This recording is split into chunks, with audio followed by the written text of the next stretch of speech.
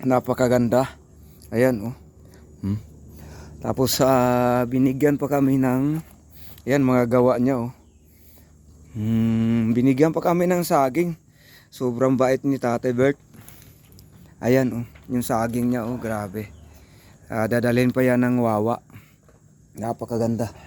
Ito oh. Ang nakain ko 50 piraso na saging. Puta, busog na busog ko. Tamang-tama to pag ahon dito sa Jewels Peak. Ang ang haba ng ahon. Maniwala kayo sa hindi. Sulit-sulitin nyo na kung pupunta kayo dito sa Wawa kay Tatay Bert. Ito bikers din to siya. Ito oh. Napakalakas to. Phase 1 is wood. Oo. Ayan oh. This one is food ako. Kapitbahay ni Master Leo. Kapitbahay pala ni Master Leo to. Thank you Lord. Ano ako,